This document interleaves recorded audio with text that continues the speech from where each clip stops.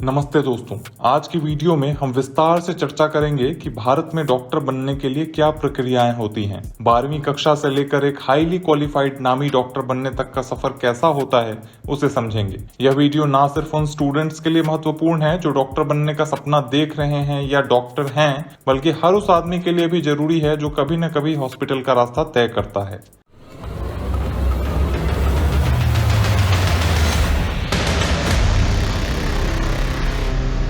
Doctor बनने की दिशा में पहला कदम है 12वीं कक्षा में साइंस स्ट्रीम की पढ़ाई, जिसमें स्टूडेंट्स को मुख्य विषय के तौर पर फिजिक्स, केमिस्ट्री और बायोलॉजी लेना होता है। 12वीं के ठीक बाद स्टूडेंट्स को नीट यूजी की परीक्षा देनी होती है। ये एग्जाम स्टूडेंट्स की फिजिक्स, केमिस्ट्री और बायोलॉजी की नॉलेज को टेस्ट करता है और कंपटीशन का तो पूछिए मत। कट थ्रोट कंपटीशन होता है इस एग्जाम में।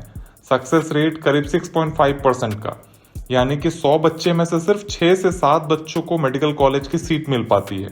और जो लोग प्राइवेट कॉलेज से पढ़कर डॉक्टर बनना चाहते हैं, तो भाई साहब आपको बहुत अमीर होना पड़ेगा, और बहुत ज्यादा वाला अमीर होना पड़ेगा, क्योंकि एमबीबीएस करने में ही आपके 1 से 2 करोड़ रुपए खर्च होने वाले हैं। तो चलिए आगे बढ़ते हैं।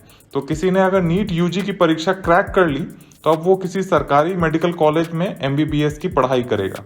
एमबीबीएस का इंग्लिश फुल फॉर्म होता है bachelor of medicine and bachelor of surgery.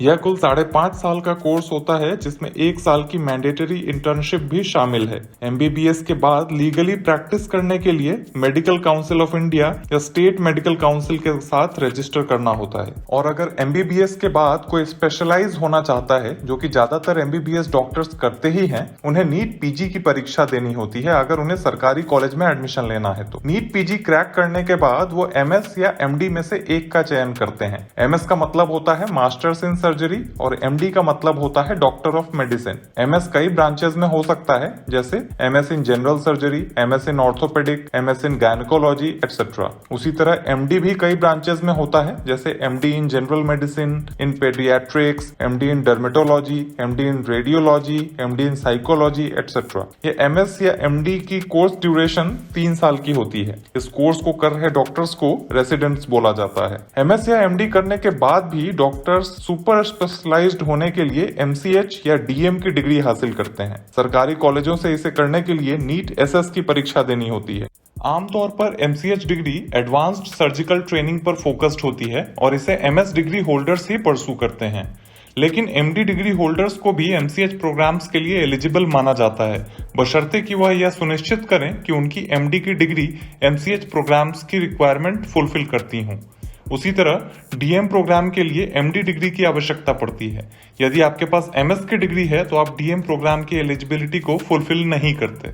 DM degree उन लोगों के लिए ही डिजाइन की गई है जो पहले से ही एमडी के माध्यम से ऑलरेडी स्पेशलाइज हो चुके हैं।